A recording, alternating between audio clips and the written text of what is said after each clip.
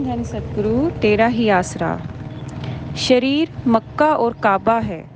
साईं जी ने शरीर को सच्चा मक्का और मस्तक को इसकी मेहराब कहा है।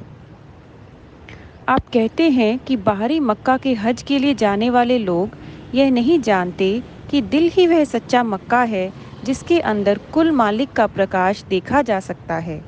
हाजी लोग मक्के ਨੂੰ ਜਾਂਦੇ मेरे घर विच नौशो मक्का। इसी प्रकार आप कहते हैं मत्थे महिराब टिकाइयो। आप कहते हैं जितवल यार उतेवल काबा, पावे फोल किताबा चारे।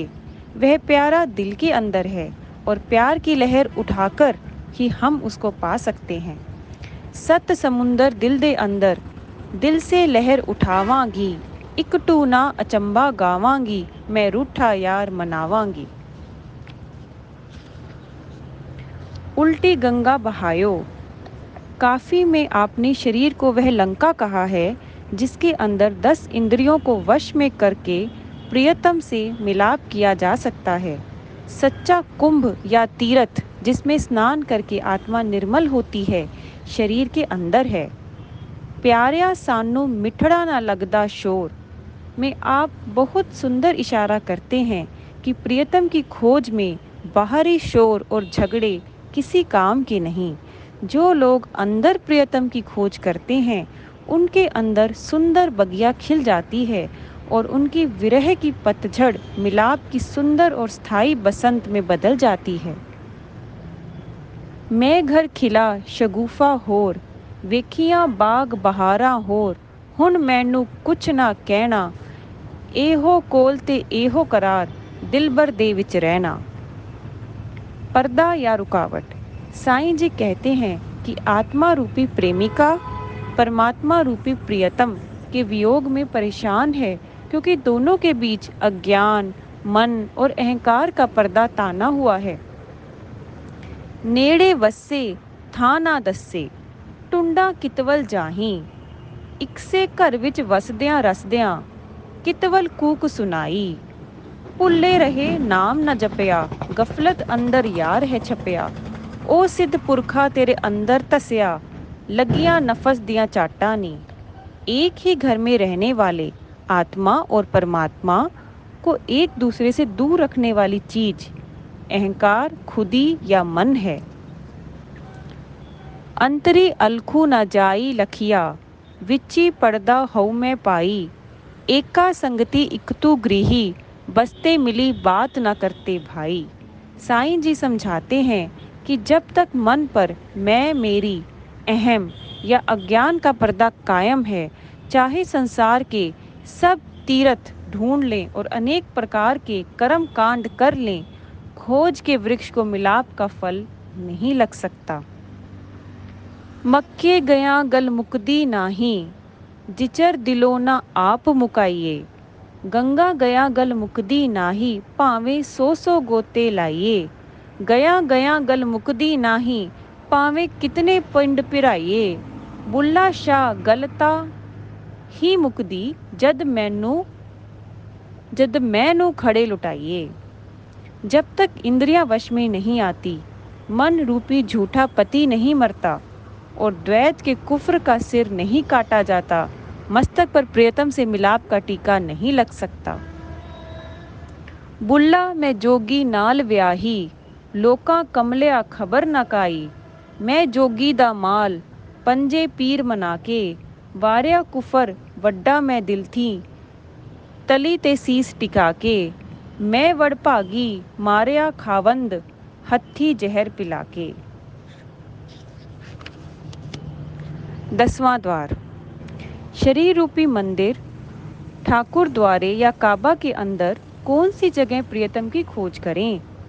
दूसरे संतों महात्माओं की भांति बुल्ले शाह समझाते हैं कि शरीर रूपी घर या आंगन के 9 दरवाजे आत्मा के शरीर और संसार में कार्यशील होने के लिए हैं, परंतु 10वां द्वार आंतरिक रूहानी जगत की ओर खुलता है। वह 10वां द्वार ही आत्मा का वास्तविक निवास स्थान है। आत्मा इस स्थान से नीचे उतरकर 9 द्वारों के द्वारा शरीर और संसार में बंध चुकी है। 9 द्वारों के द्वारा बाहर की ओर बह रही सूरत इंद्रियों के भोगों की दास बन चुकी है। यह प्रियतम के देश और उसके मिलाप के आनंद से अनभिज्ञ है। साईं जी फरमाते हैं कि जब तक आत्मा को उस 10वें द्वार या 10वें गली का पता नहीं मिलता जहाँ प्रियतम आता जाता है, इसका कभी उस प्यारे से मिलाप नहीं हो सकता।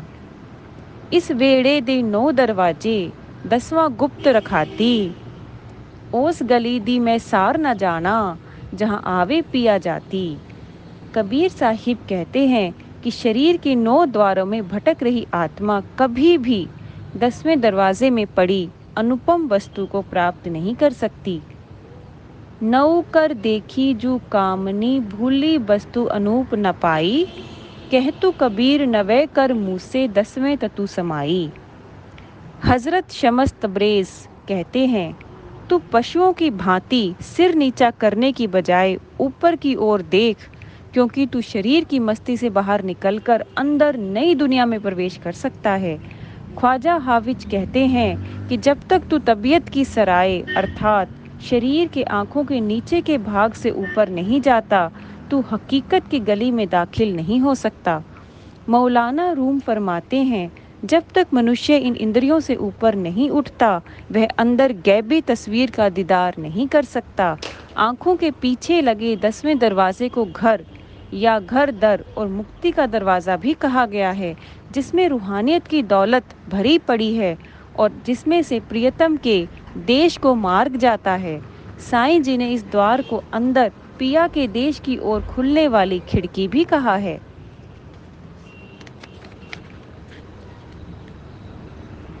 ਖੇਡ ਲੈ ਵੇੜੇ ਘੁੰਮੀ ਘੁੰਮ, ਇਸ ਵੇੜੇ ਵਿੱਚ ਆਲਾ ਸੌਂਦਾ ਆਲੇ ਦੇ ਵਿੱਚ ਤਾਕੀ, ਤਾਕੀ ਦੇ ਵਿੱਚ ਸੇਜ ਵਿਛਾਵਾਂ नाल पिया संगराती। संत बेनी जी ने साईं जी से कई सौ वर्ष पहले समझाया था कि जीव इस अंदर की खिड़की को खोलकर सदा के लिए जाग उठता है और त्रिकालदर्शी हो जाता है।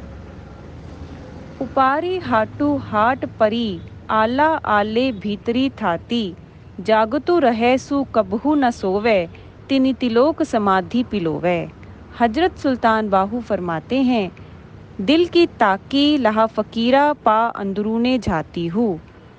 हुजूर स्वामी जी महाराज भी समझाते हैं कि 9 द्वारों में कैद आत्मा आंतरिक 10वीं खिड़की खोल ले तो यह प्रियतम के देश पहुंचकर सच्चा आनंद प्राप्त कर सकती है। 9 द्वारन में बंद रही अब चैन नहीं एक श्वास, 10वीं खिड़की खोल रही कर परम विलास। पड़े क्यों भटको नैनन वार, झांक तिल खिड़की उतरो पार। प्रियतम को देखने वाली आँख। आँखों के पीछे लगे इस गुप्त द्वार को संतों महात्माओं ने आँख, आंतरिक आँख, तीसरी आँख, दिव्य दृष्टि या शिव नेत्र, तिल और तीसरा तिल कहा है। मुसलमान फकीरों ने इसको गैबी आँख, नुक्ता-ए स्वेदा आदि कहकर वर्णन किया है। साईं बुल्ले शाह कहते हैं कि जब तक अंदर देखने वाली आँख नहीं मिलती, तब तक परमात्मा के अंतर में दर्शन नहीं हो सकते। बुल्ला शो असा थी वख नाही, पर वेखन वाली अख नहीं, ताही जान पई दुख सहंदिए। मनुष्य अंदर की आँख खोले बिना भिखारी है, चाहे उसके घर रूहानियत की दौलत के भंडार भरे पड़े हैं। यह आँख खोले बिना इसकी दशा समुद्र के किनारे प्यास से मर रहे यात्री जैसी है। मोती चूनी पारस पासे, पास समुंदर मरो प्यासे, खोल अखी उठ बहु भिकारे, अब तो जाग मुसाफिर प्यारे। आपने इस बिंदु को काले कुंडल के बीच में छिपे हुए गोल घेरे का नाम दिया है, जिसमें दैवी प्रकाश प्रज्वलित है। जुल्फ स्याहदे विच यद बेजा, दे चमकार दिखाली ओ यार। आपने इसको सिर के अंदर बना वह छेद कहा है, जिसमें अनहद शब्द का बाजा बजता हुआ सुनाई देता है। अनहद वाजा सरब मिलापी, निर्वैरी सिर नाजारे। अन्य बहुत से संतों महात्माओं ने भी इस आंतरिक आँख की महिमा की है। बाइबल में आता है, यदि तू एक आँख वाला बन जाए तो तेरा सारा शरीर प्रकाश से भर जाएगा। यहाँ संकेत इस आंतरिक आँख की ओर ही है। धन धन सतगुरु तेरा ही आसरा।